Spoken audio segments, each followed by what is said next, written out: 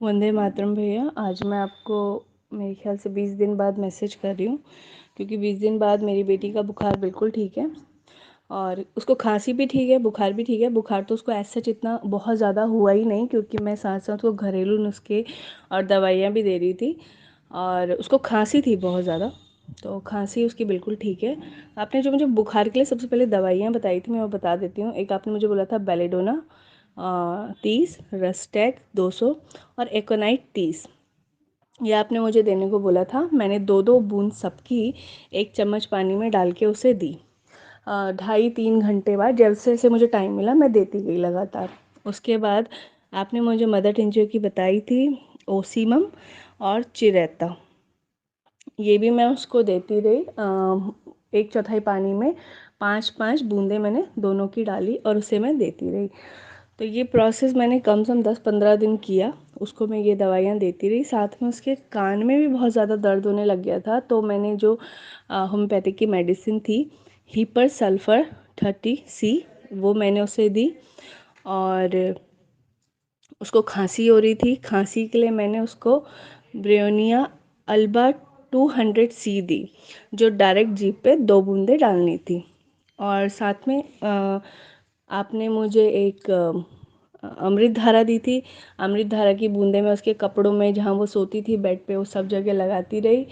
और जब कान में उसके बहुत ज़्यादा दर्द होने लगा और मुझे लगा कि बहुत मैल भी उसके कान में हो रहा है, शायद इस वजह से भी, और नसें फूल रही थी उसकी कान की, तो मैंने उसे आपका नेत्र औषधि कान में 2-2 बूंद डाला। तो ये तो थी दवाइयाँ। और जो मैं घरेलू उपचार करती रही, वो मैंने जो हमेशा से मैं करती आ रही हूँ, लौंग, आपका थोड़ा सौंठ, थोड़ी अजवाइन, चुटकी चुटकी भर, और ये सब मिला के मैं उसको साथ साथ में पिलाती भी रही। नाक में मैंने सरसों का तेल लगाया और उसकी घी में हल्का नमक डाल के उसकी चेस्ट में, पीठ में, पैरों में, पूरे तलवों में, हाथों के, पैरों में लगा के सुला दिया। और सुबह नहाने से पहले भी 1-2 बारी मैंने उसकी मालिश की।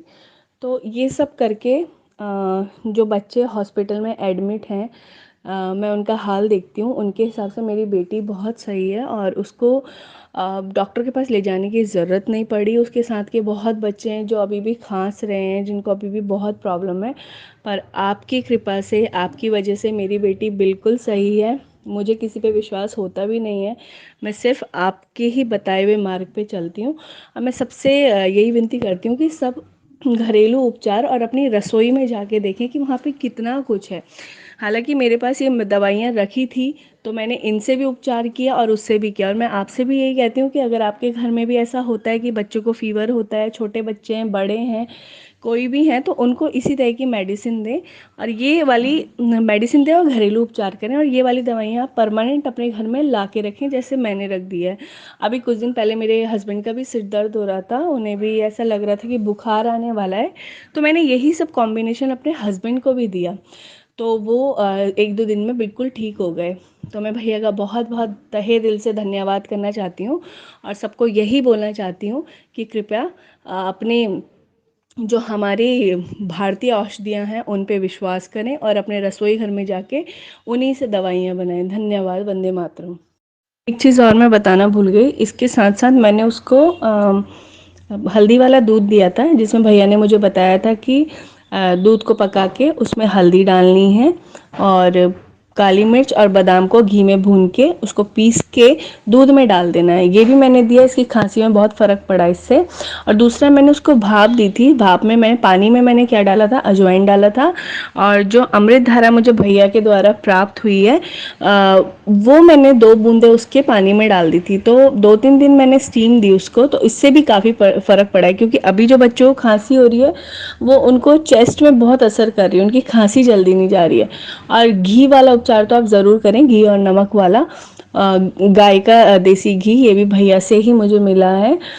ये 2 चीज़ें आप अच्छे से रेगुलर करते रहें तो आपका बच्चा ज़रूर और जल्दी ठीक होगा। धन्यवाद।